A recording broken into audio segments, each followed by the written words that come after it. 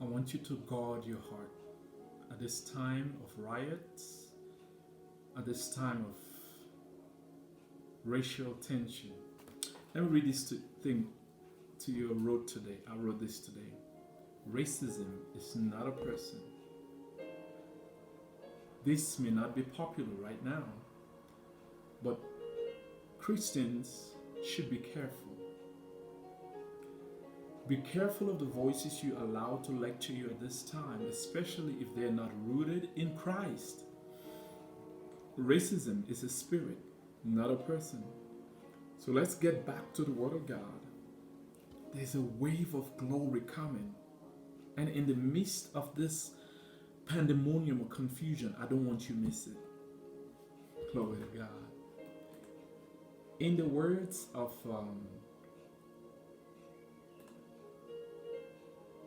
where is he now? Glory be to God. In the words of Bob Woodson, he says,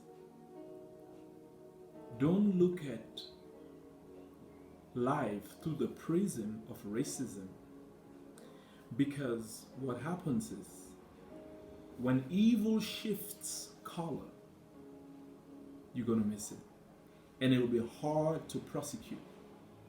So guard your heart, please, my brothers and sisters. Guard your heart at this time. There's so many voices right now, and some of those voices are full of revenge.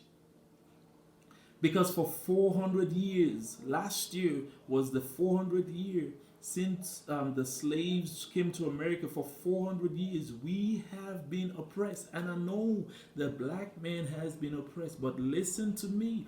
Guard your heart. Guard your heart. And don't use racism as a prop. Don't look at the world through the eyes of racism, or else it will affect your productivity. It will affect things that I know there is still racism in the world. It's everywhere. But you know what's funny? I'm from Africa. The way why that man's words resonated with my spirit is because I saw it, or I read about it in South Africa. In South Africa, the whites oppressed the blacks. But now there's a reverse. There's a reverse. People that have gotten land, white owners, they were stripped off their land. I don't know if it's still happening right now, but they were stripped off their land. Of course, you will say, well, they got it from the blacks. But do you remember when Saul was oppressing the Gibeonites?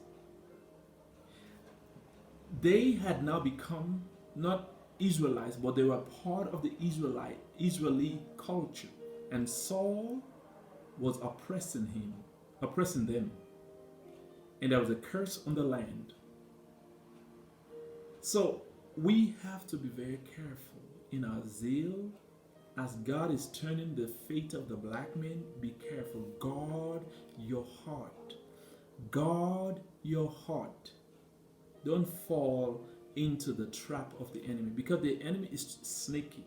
He will make it look like it's the white man's fault. It's the white man's fault. But race can shift colors.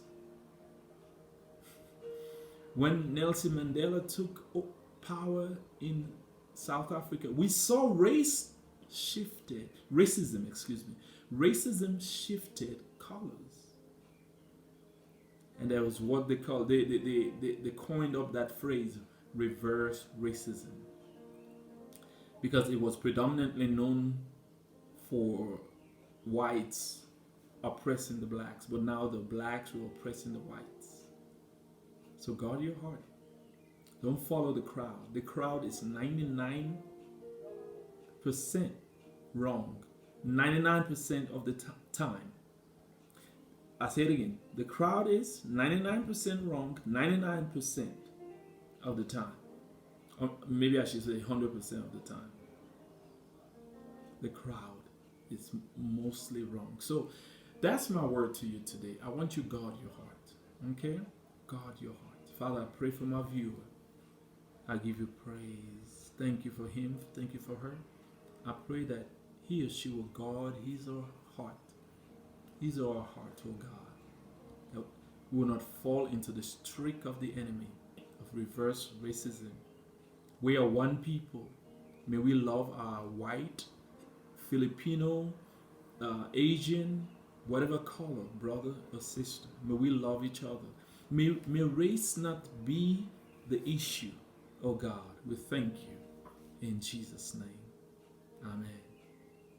Love everybody. Love everyone. That's what God says. Love everyone. May race not be the reason why you do certain things. Hey, this is Pastor Albert saying peace out, and I'll see you on the next video. God bless you. Please share this. And thank you for coming to my channel. I didn't want to leave without saying that. Thank you for coming to my channel. Please comment, like, subscribe, and share. God bless you.